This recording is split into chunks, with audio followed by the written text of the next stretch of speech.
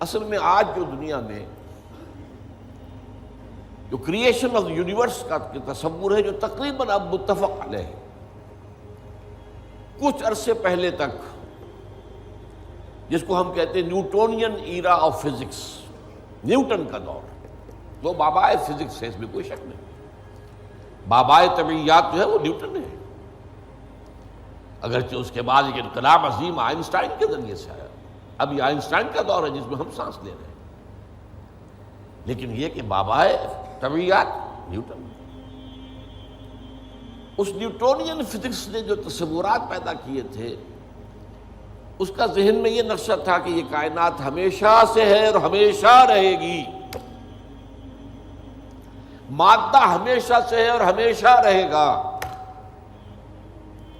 Matter is انڈسٹرکٹیبل، مادہ ختم ہو ہی نہیں سکتا، وغیرہ وغیرہ وغیرہ وغیرہ، بڑی تفصیل میں نہیں جا سکتا۔ آج ہمیں معلوم ہو گیا ہے، اور اس پر اجماع ہے تقریباً فزکس کا اور کافی عرصے سے، this universe has a beginning, اور اس کو نام دیا گیا بگ بینگ۔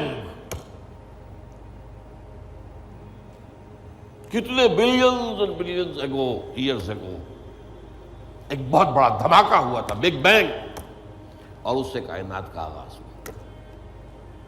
اور نمبر دو، اس کا ایک اینڈ بھی ہے، الی اجل مسمی، جسے قرآن کہتا ہے۔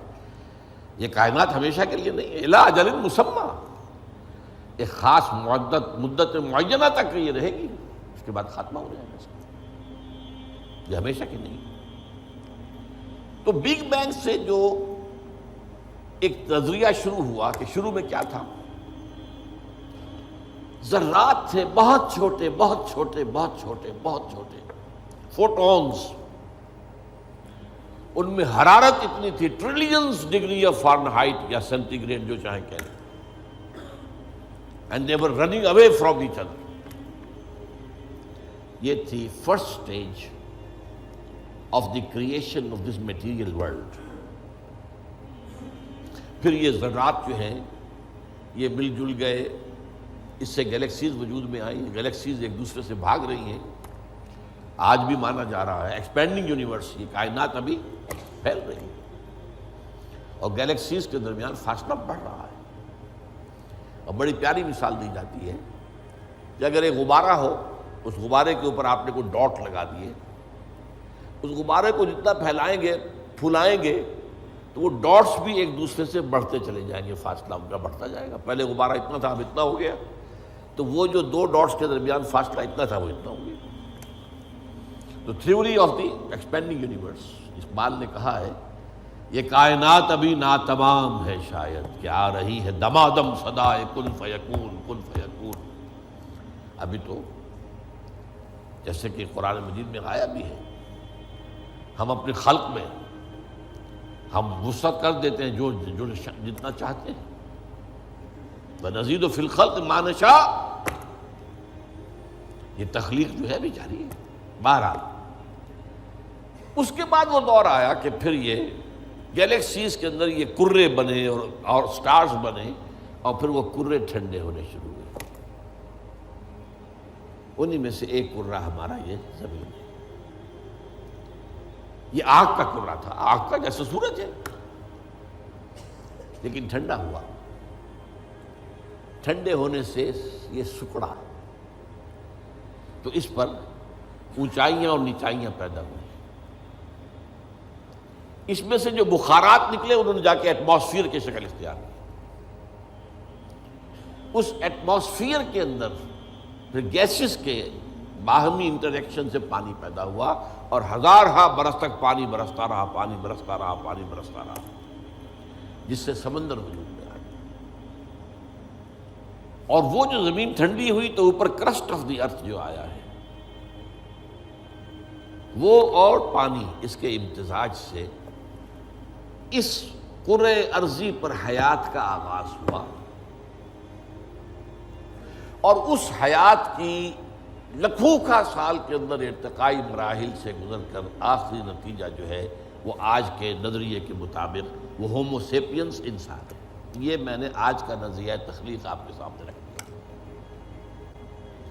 اس میں سے پہلے حصوں کے بارے میں تو اب اختلاف نہیں ہے، البتہ یہ کہ ایولیوشن کے بارے میں ظاہر بات ہے کہ اختلافات ابھی ہیں، لیکن یہ کہ یہ نظریہ ہے، اگرچہ بایولوجی کے میدان میں تھیوری آف ایولیوشن جو ہے اسے قبول نہیں کیا گیا، لیکن یہ ہے کہ ویسے اس کو تسلیم کیا جاتا ہے as a matter of fact. انسان کی سوچ میں، سوشل سائنسز میں ہر چیز کے اندر جو ہے وہ تھیوری آف ایولیوشن گھس چکی ہے۔ اب جو بات اس میں نہیں آئی ہے وہ بات میں آپ کو بتا رہا ہوں۔ This big bang was the beginning of the material universe. اس سے پہلا ایک دور ہے جسے سائنس نہ دیکھ سکتی ہے، نہ جان سکتی ہے، نہ اس تک اس کی پہنچ۔ اس سے پہلے بھی ایک حرف کن آیا تھا، جیسے ایک حرف کن سے بگ بینگ ہوا ہے۔ بگ بینگ کس چیز میں ہوا ہے وہ ابھی میں بتاتا ہوں۔ اللہ تعالیٰ کے پہلے اولین حرف کن سے ایک بہت لطیف نور پیدا ہوا۔ یہ لطیف نور کیوں کہہ رہا ہوں؟ اس میں حرارت نہیں تھی، حرکت بھی نہیں تھی، لطیف۔ اس سٹیج پر اس لطیف نور سے انسانی ارواح پیدا کی گئی اور فرشتے پیدا کیے گئے۔ یہ پری بگ بینگ معاملہ ہے۔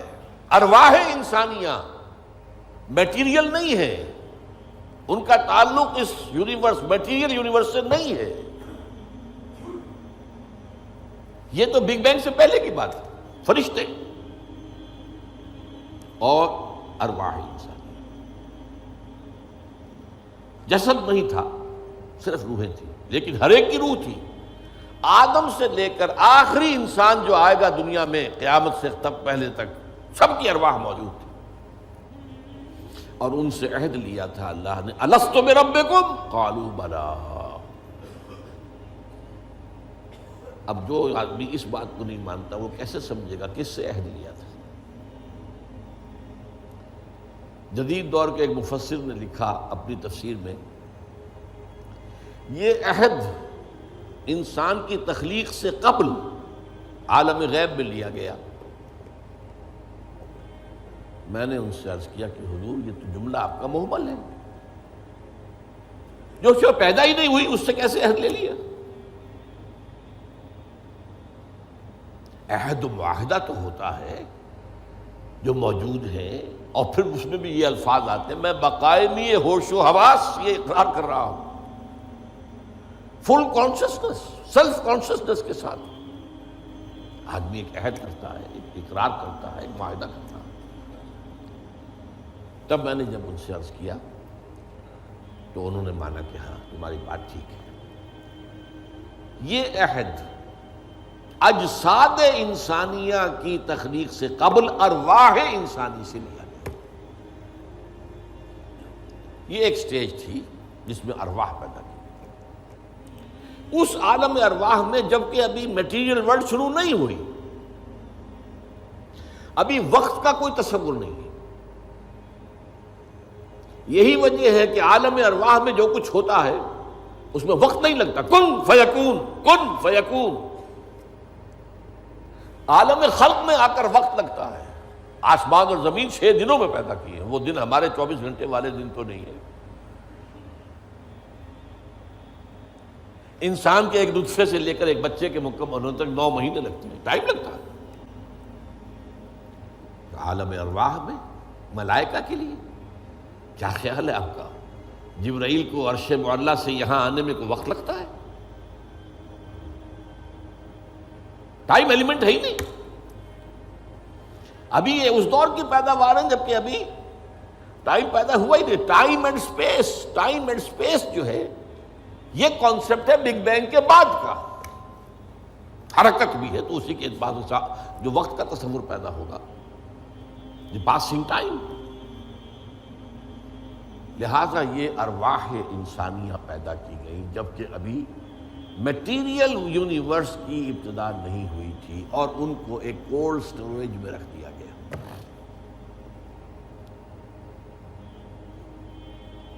اب اس کے بعد وہ لمبا سفر، یہ جو تنزلات اور ارتقاء، یہ اصل میں 2 اصطلاحات آتی ہیں۔ ہمارے پرانے فلسفیوں نے بھی تو آخر کوشش کی تھی نا، سائنس تو ابھی نہیں تھی، سائنس کا تو ابھی تک جو ہے معلومات کا دائرہ بہت ہی محدود تھا، لیکن یہ ہے کہ تنزلات ستہ، تنزلات خمسہ، الاحد سے الواحد وغیرہ، یہ ذہنی خیالات تھے، یا عقل اول سے فلک اول اور عقل ثانی پیدا ہوئی، عقل ثانی سے فلک دوم اور عقل ثالث پیدا ہوئی، تو 9 افلاک اور عقول عشرہ، یہ ہمارے پرانے فلسفی جو ہے متکلمین، ان کے ہاں الفاظ مل جائیں گے جن کی نہ کوئی سند قرآن میں ہے، نہ حدیث میں ہے، کوئی سوال ہی نہیں، نہ سائنس اس کی کوئی تائید کرتی۔ جو بات میں عرض کر رہا ہوں، اب اس کے اعتبار سے آپ کو سائنس کے درمیان اور اس پورے تصور کے درمیان معلوم ہوگا کہ ہم آہنگی ہے، مکمل ہم آہنگی، جبکہ ابھی صرف نور، اور نور بھی اس میں نہ حرارت نہ حرکت، ارواح انسانیہ کا اور ملائکہ، پھر وہ بگ بینگ، اور وہ جو عرصہ گزرا ہے جس میں کہ حرارت، شدید ترین حرارت، اس دور میں جنات پیدا کیے گئے۔ اب قرآن مجید کہتا ہے وَلَقَدْ خَلَقْنَا الْإِنسَانَ مِنْ صَلْصَالٍ كَالْفَخَّارِ وَخَلَقْنَا الْجَانَّ مِنْ مَارِجٍ مِنْ نَارٍ، آگ کی لپٹ سے، اور ایک جگہ فرمایا ہم نے آدم سے بہت پہلے جنات کو پیدا کیا تھا، وَالْجَانَّ خَلَقْنَاهُ مِنْ قَبْلُ مِنْ نَارِ سَمُومٍ۔ سموم کہتے ہیں وہ جو ہوا بعد سموم جس میں جلتی ہوئی آگ ہوتی ہے، لو سخت صحرا کی لو، اس کا تصور کیجیے آپ، اس کی آگ سے، اس کی حرارت سے جنات پیدا کیے۔ یہ جنات جو ہے اس زمین کی پیداوار نہیں ہے، مٹی کی پیداوار نہیں ہے، یہ ایک لطیف تر شے ہے ہم سے۔ مٹی تو انرٹ ہو گئی، آ گئی، ہم مٹی سے بنے، چاہے وہ ایوولوشن کے لمبے پروسیس کے تھرو بنے ہیں یا یہ کہ ڈائریکٹ کریشن ہوئی ہے، لیکن ہے تو دونوں مٹی سے۔ قرآن بھی کہتا ہے مٹی سے، اور سائنس بھی کہتی ہے مٹی سے، from the clay crust of the ارتھ،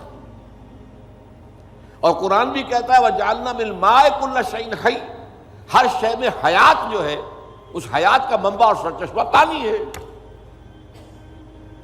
مادہ تخلیق جو ہے حیوانات ارضی کا، جن میں انسان بھی شامل ہے، وہ تو ہے مٹی، لیکن منبع حیات پانی۔ وَجَعَلْنَا مِنَ الْمَاءِ كُلَّ شَيْءٍ حَيٍّ، اور یہی سائنس کہتی ہے کہ سمندر کے کنارے پر، دلدلی جگہوں پر، وہاں کیا ہوتا تھا کہ ابھی پانی پیچھے ہٹ گیا ہے، پھر پانی آ گیا ہے، پھر پھٹ گیا ہے، یہ تعامل چل رہا ہے، اور اس کے نتیجے میں وہاں جو کیمیکل کمپاؤنڈز تھے، اس کے بعد آرگینک کمپاؤنڈز بنے، اس کے بعد اسی کے اندر جو ہے جو حیات کا جرثومہ پیدا ہوا، ایک سیل ایمیبا، یہ ان کا کہنا ہے، میں اس وقت اس کی نہ تصدیق کر رہا ہوں نہ تردید کر رہا ہوں، جو بتا رہا ہوں آپ کو کہ دونوں کا ایک یہ جو ہے بات متفق علیہ ہے کہ مٹی سے اور پانی سے بنے، اس میں کوئی اختلاف نہیں۔ اب یہ سلسلہ جو چلا ہے، اب وہی کہانی جو ہے یہ دہرائی جا رہی ہے، وہی ایک سیل سے رحم مادر میں بچہ پروان چڑھ رہا ہے، جو ہو سکتا ہے 9 ملینز آف ایئرز میں ہوا ہو، ایک جرثومے سے لے کر انسان تک کا معاملہ وہ رحم مادر میں 9 مہینے میں ہو رہا، the same process, single cell, اور اس کے یہ مراحل ہیں۔ تو زندہ تو ہے، نطفہ بھی زندہ، علقہ بھی زندہ، مضغہ بھی زندہ، ماں کی طرف سے آنے والا بیضہ بھی زندہ، مرد کے نطفے اور ماں کے بیضے سے امتزاج سے وجود میں آنے والا زائگوٹ، نطفۃ امشاج، وہ بھی زندہ، لیکن جب 120 دن ہو جاتے ہیں تو اب یرسل الملک، اب وہ فرشتہ بھیجا جاتا ہے، وہ رحم مادر میں، وہ روح، اس کی روح، میری روح جو وہاں تھی، وہ لا کر میری والدہ کے رحم میں وہ جو میرا حیولہ وجود میں آیا تھا اس کے اندر پھونکی گئی ہے، تب میں بنا ہوں، میرا وجود انسان کی شکل اختیار کیا۔ یہ ہے در حقیقت قرآن مجید